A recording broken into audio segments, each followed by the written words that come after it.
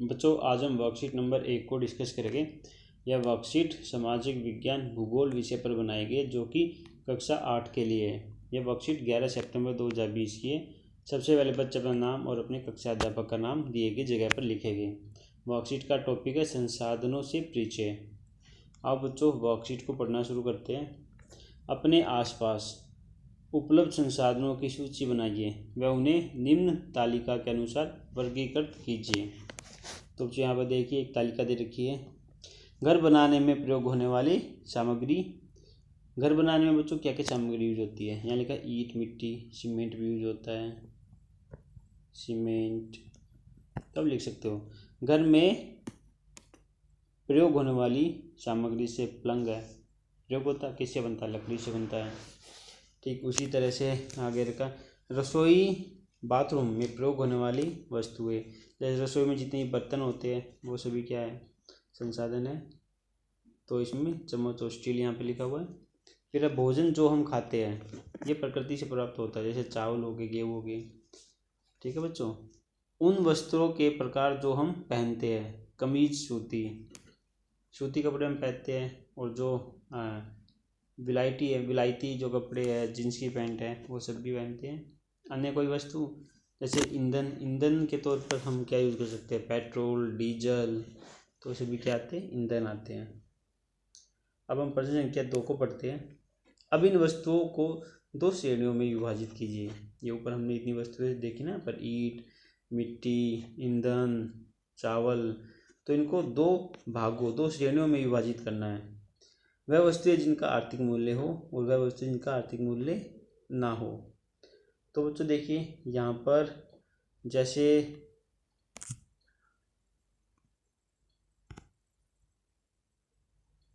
देखिए ओपन हो रहा है। तो बच्चों जिसका आर्थिक मूल्य हो, तो बच्चों आपको क्या लग रहा है? ईंट का आर्थिक मूल्य है, जो कि ये पहले मिट्टी से बनती है और ईंट बनने के बाद इसका आर्थिक मूल्य हो जाता है। उसके बाद पलंग का भी है, पलंग। फिर क्या बच्चों? चम्मच का भी है, क्योंकि स्टील से बनी है। फिर है कमीज का भी है आर्थिक मूल्य, और पेट्रोल का भी है, पेट्रोल। अब वह वस्तु जिनका आर्थिक मूल्य ना हो वह कौन कौन सी होगी बच्चों? जैसे मिट्टी है ना, मिट्टी का आर्थिक मूल्य नहीं है, मिट्टी। और क्या होगा बच्चों बताइए? लकड़ी,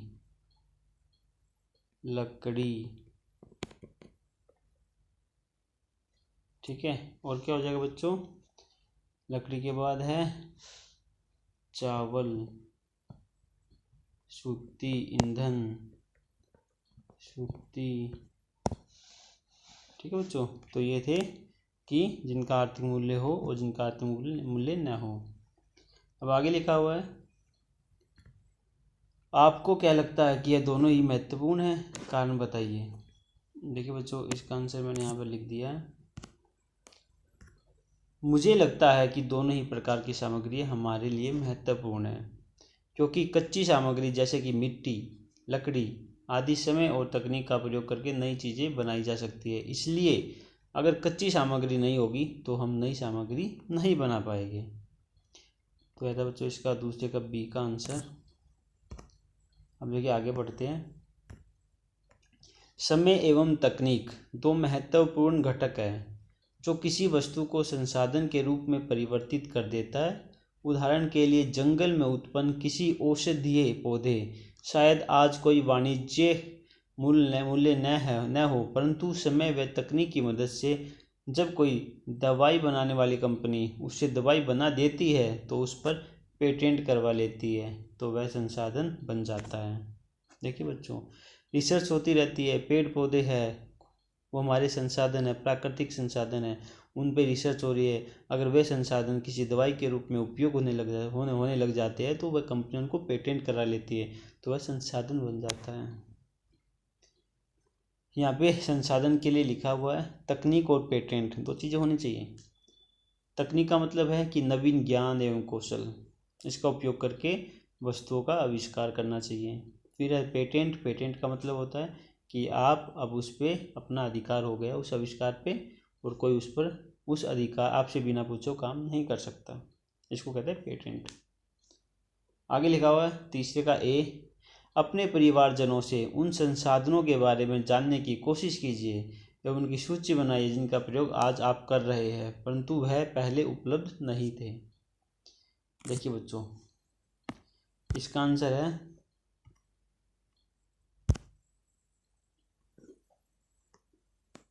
ये मैंने यहाँ लिख दिया है। बच्चों, नीचे कुछ संसाधन दिए गए जो पहले उपलब्ध नहीं थे परंतु अब उपलब्ध है। जैसे टीवी पहले नहीं था, अब है। फ्रिज पहले नहीं था, अब है।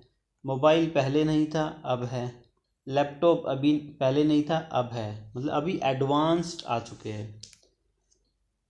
उसके बाद है इसका थर्ड का बी का क्वेश्चन है, सोचिए किसी वजह से आज आप उनका उपयोग कर पा रहे हैं, कि किस वजह है, क्या वजह है कि आप उनका आज उपयोग कर पा रहे हैं।